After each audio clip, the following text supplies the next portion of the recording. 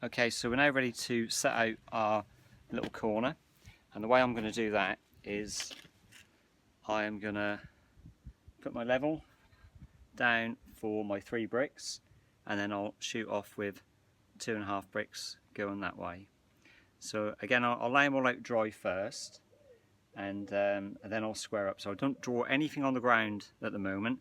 I just want to get my corner square this way. Some people might use that and just lay it on top of the bricks when they do it, and another good way that I've seen some tutors get students to do it is to draw a baseline, and then from the baseline do a 3, 4, 5 and then draw a square there. So that's a nice little principle of getting used to the 3, 4, 5 method. But again, I've got that in another video, so I'm not going to worry about doing it here. So I'll do it the way that I get my students, or used to get my students to do it, which is, as I said, putting this level down as my baseline and the square to give me 90 degrees off there as well. So I'm now going to lay them out dry.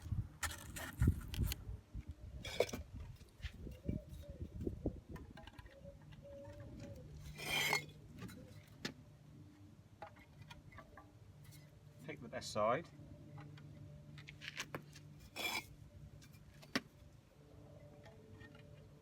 Giving yourself a nice joint. And then 2.5 this way. So I've got my half. So 1, 2. So I'm happy with the dry bond.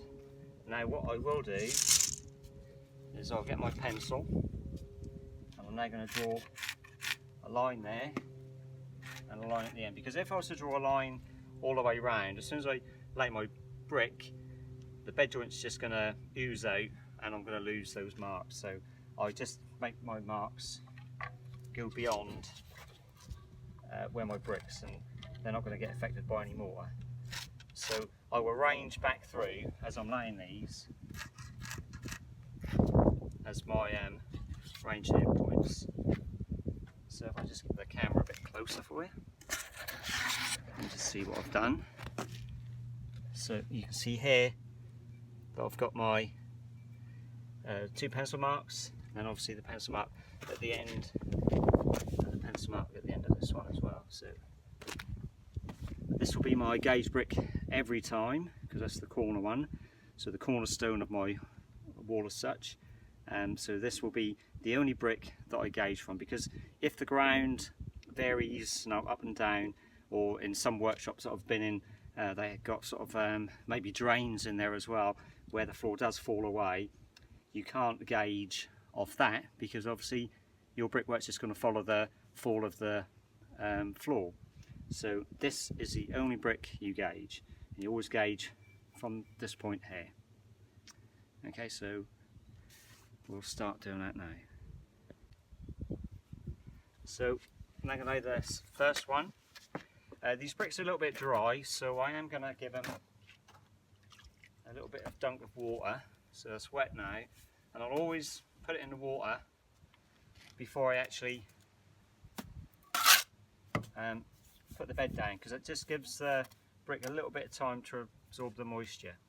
So I'm eyeing these 2 pencil marks, grabbing the back as we said we always do, cut this away, level. Now the 3 points of contact, because this is a little bit high here, so finger at the back, remember, just tap that, and again I'm looking down and that looks fairly upright, but my first priority is to get that gauge. I'm about 3 mil high.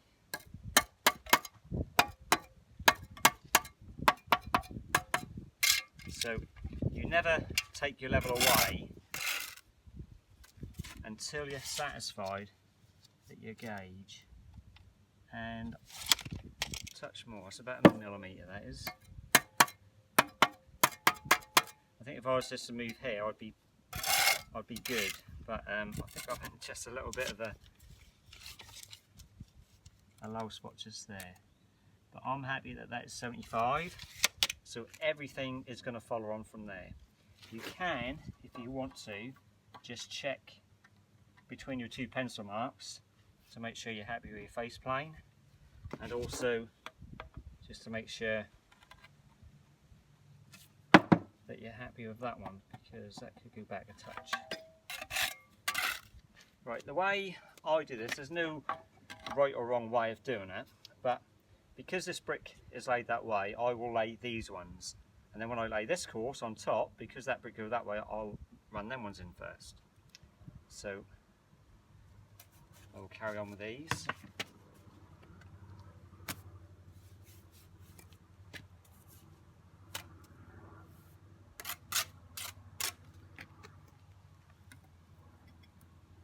Give it a wiggle.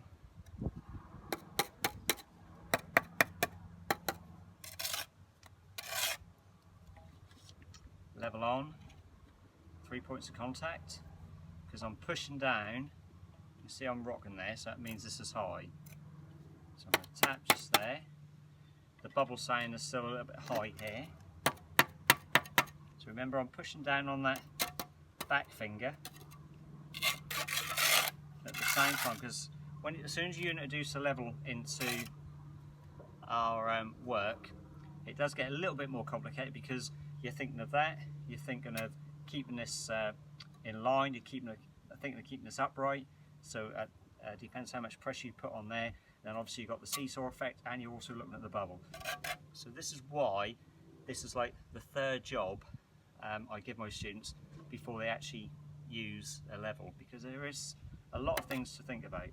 I'm happy now that there's no rocking. I'm happy that we're level. So I'm just going to check my face plane, which I'm happy. And then the last one.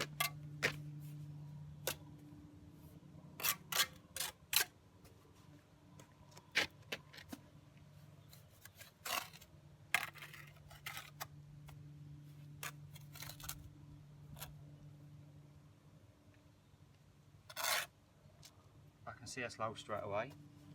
So obviously this concrete down here does run away, which you will find in some workshops. So you will see I've got a massive bed there, simply to keep myself level. So 3 points of contact on the brick that I'm now laying, and I'm doing this kind of movement, and I've got no seesaw on there, so I'm happy that that's level. The bubble is nice.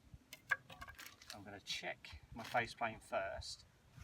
But now, it's very, very difficult to do your first course. Now this is why I would go for this level on the first courses. Now, when I was an apprentice, if I got this out to do this at this point, every single bricklayer I worked with would shout and throw things at me for not being a proper bricklayer. So now they're not around, and I find this a lot easier, I will do this. But nothing smaller than that. Well, you can't use a boat level when you're doing a corner. Boat level obviously is just for when you're doing the crease and tiles. You see me on the gable video that I'm doing, and also if you're doing sometimes a brick on edge, you just want to put a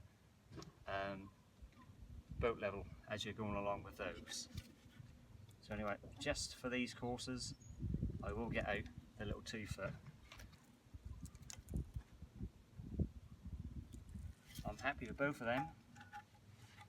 Just going to change my face plane a little bit. Lovely. Right. So now we're moving down to this way. Now remember, I want the brick on here, oh sorry, the joint on there, so I will do this one upside down so I can apply and scrape this side. It's only on corners that I do this, and also when I come to lay the last brick. And then when I get to here, I'll just flip it over because I've got my nice joint on that side. Put your finger on here just so you don't move this one. You are going to check it again in a minute. Finger in the back, tap them down. I have to say I wouldn't be in this position if I was doing this, but I'm staying around this way so I don't get in the way of the camera. I would be more standing here to do this. So again, 3 points of contact, pushing down on the one I know is right. I've got a little bit of a seesaw. My bubble's now showing high, fingers on the back, and I'm tapping that down. Clean up.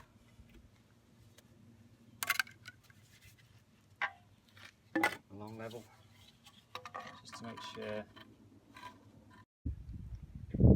So here you can see the level for my what represents what I call my baseline, and then sitting nice and snug is the square, and you can see the bricks touch the square all right, following the pencil mark that we had out there, and obviously following that pencil mark, which you can't really see in the shadow, that pencil mark just there.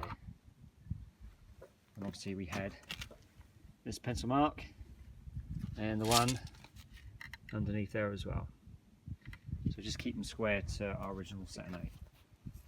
Right, so we're ready for the second course and right up to the 6th. One other thing I just wanted to mention, if you do raise the corner manually like this, rather than using the Blakely profiles, or if you get a small corner up, sometimes I do it as well, you get a small corner up and then put a profile or a level up with an F-clamp on it and just run off that. But I have been working with some bricklayers recently who don't particularly like the profiles because they prefer to do everything by hand like the bricklayers used to do.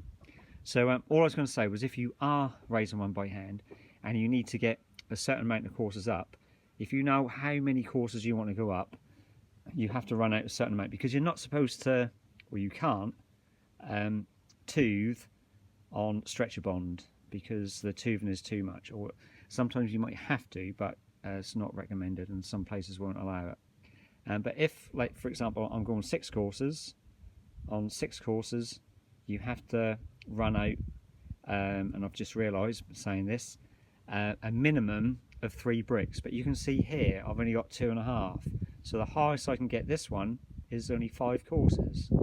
So whatever your brick run is going out, you double it and that's how many courses you'll get.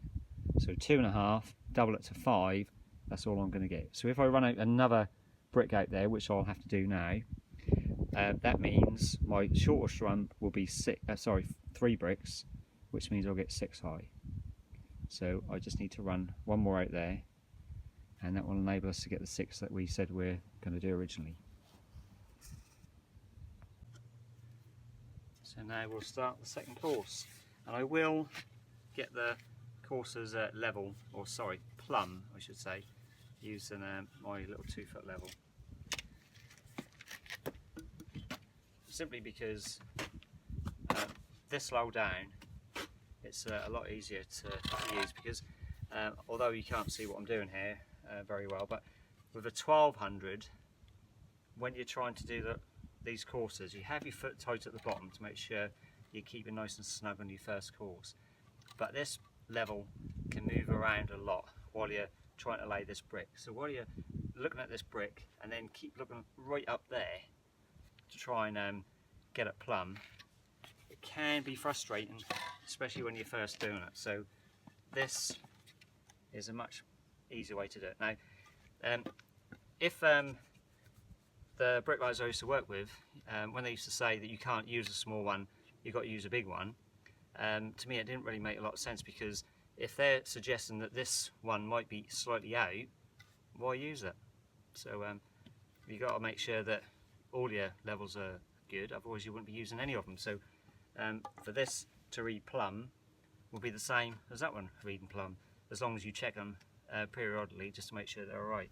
And one thing I will just add, you will never ever see me hit my level with a trowel. There's no marks on here. The only marks on here, unfortunately, are a little bit of mortar where late in the day they don't get time to clean off very good. Right, okay, so I might just get in the way of the camera for a little bit here because I want to lay this one. I'm going to try, I'm not standing in the way I would normally because I want to try to get it so you can see what I'm doing. Pick the best face, and these bricks aren't particularly good, I'm afraid. So remember what we're doing.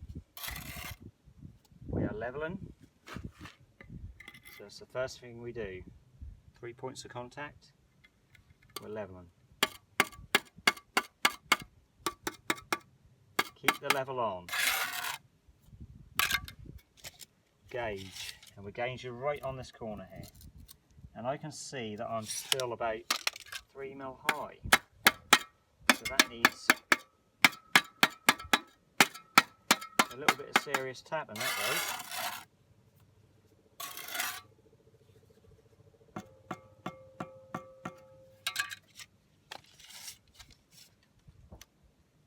And there I am happy.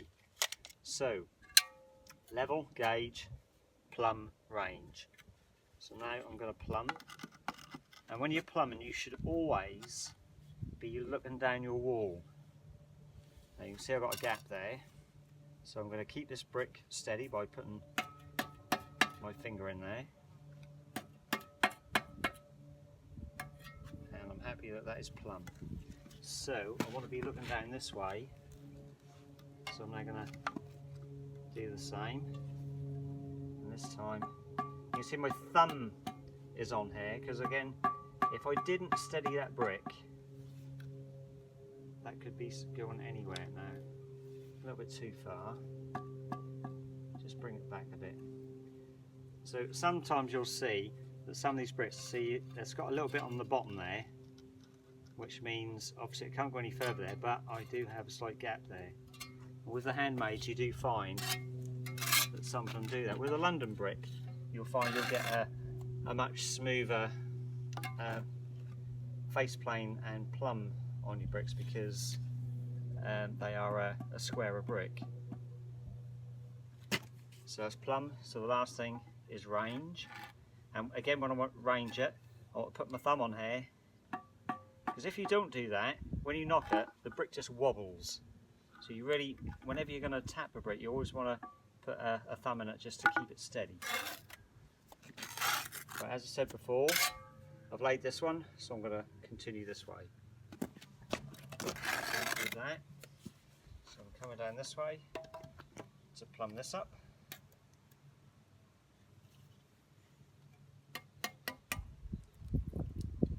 Happy there.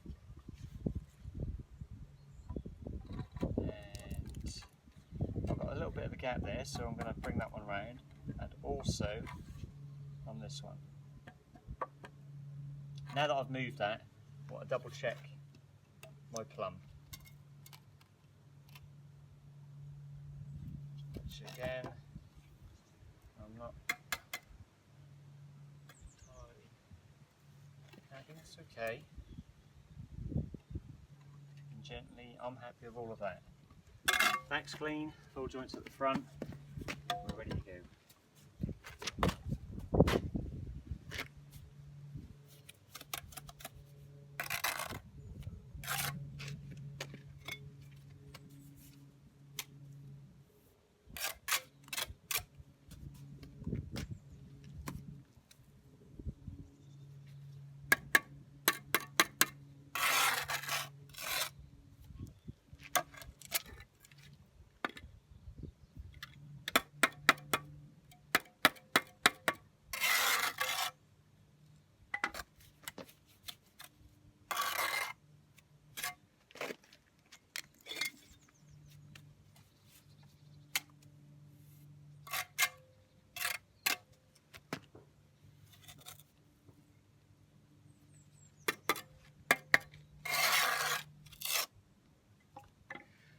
keep picking up my little 2-foot for this. I really want to get into keep my 1200 close at hand.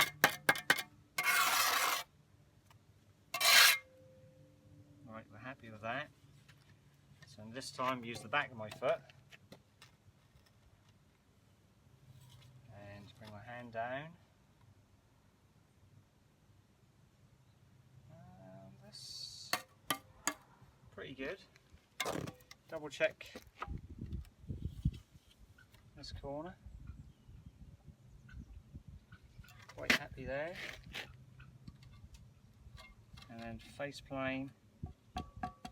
Just see that I'm over touch there. Right.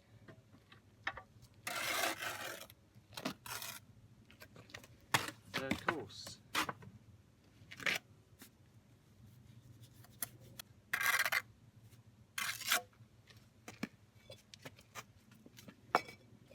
Always try and pick a good brick for your corner. Some of these bricks are not that good. Got a lot of bad ends on them. Okay, so tapping this down to as near as I think that's going to be right.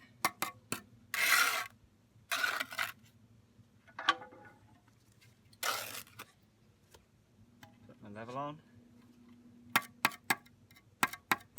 Keep the level on.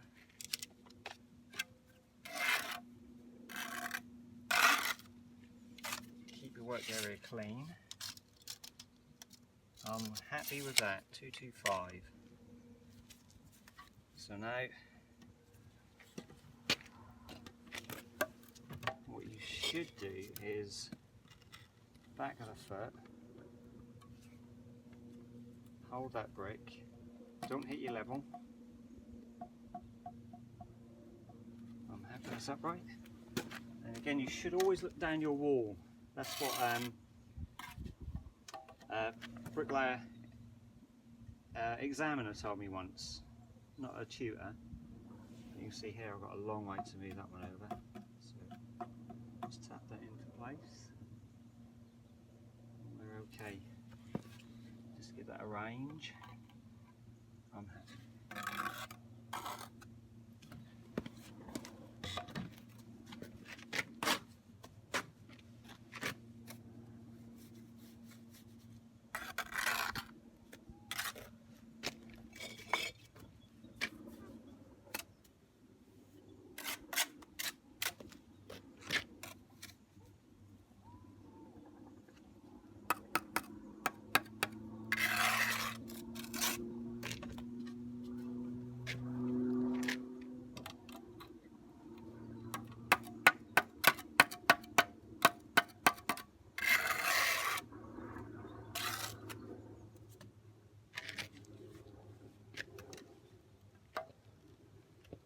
Fits on the bottom. Slightly adjust. Lovely. Range.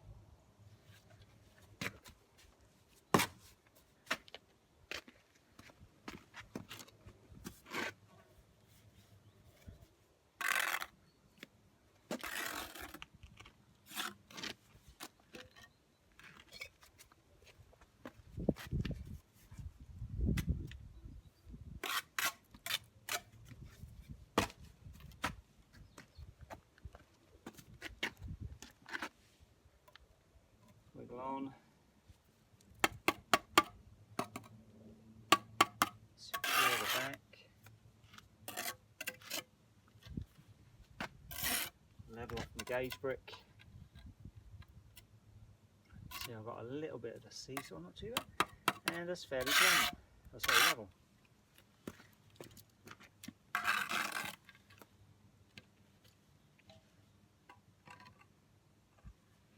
Lovely.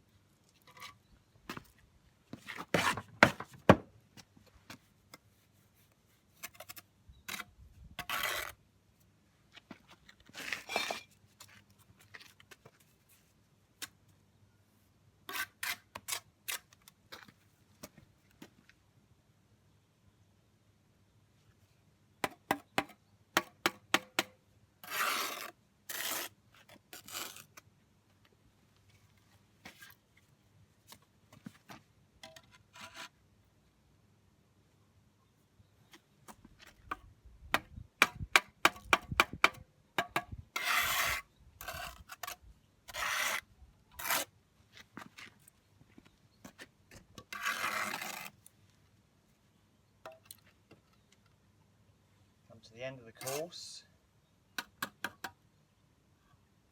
Plumb that up. We know that was right. We've just made this one right. So in between the two, we're happy.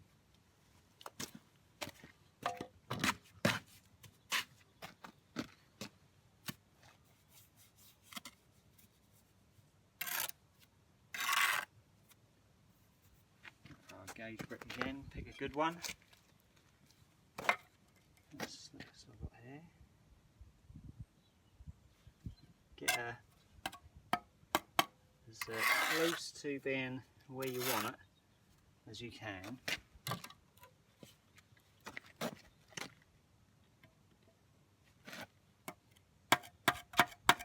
Leveler. Keep the level on. Gauge it. And 300, not too bad. That was about a millimetre low.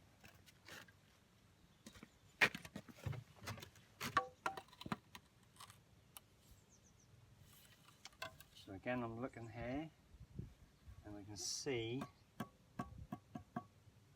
that slight adjustment needed on that.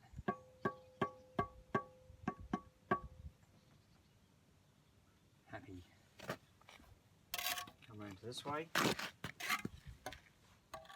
get a plumb both ways first.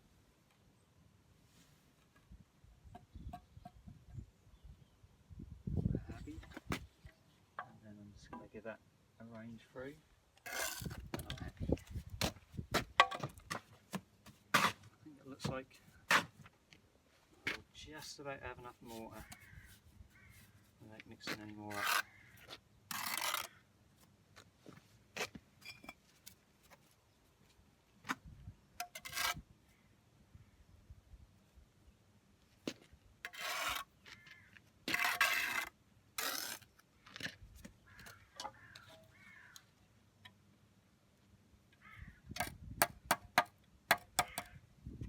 Level. Gauge 375 is lovely.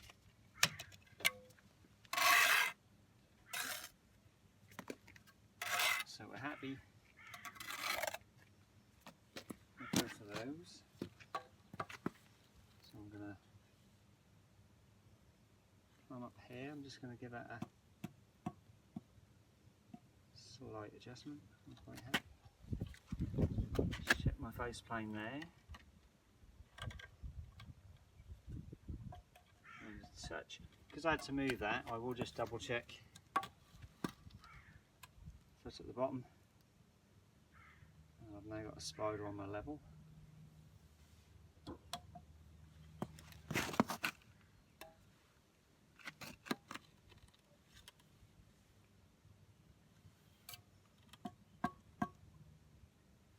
Happy with that.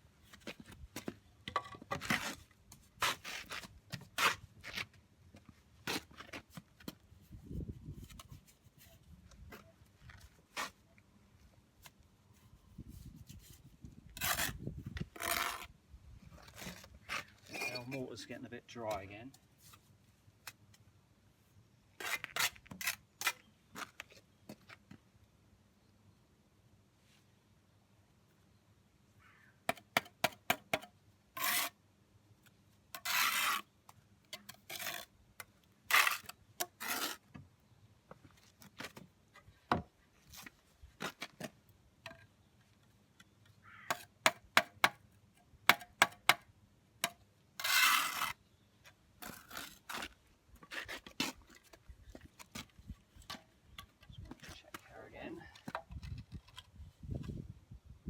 Push that one on, it did need a touch.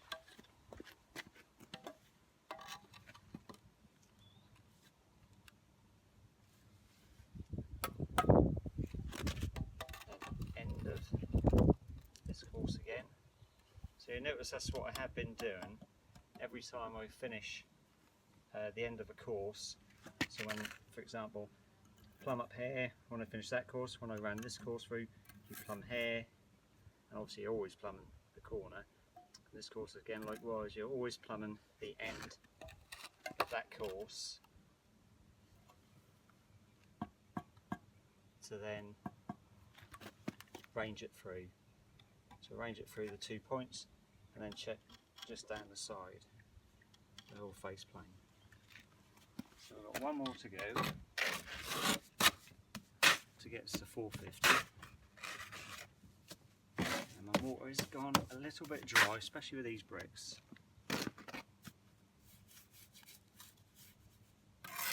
If that was a hot summer's day, you would be dipping these bricks in the water or giving them a bit of a hose before you start. And picking a good brick for the corner is essential but difficult sometimes.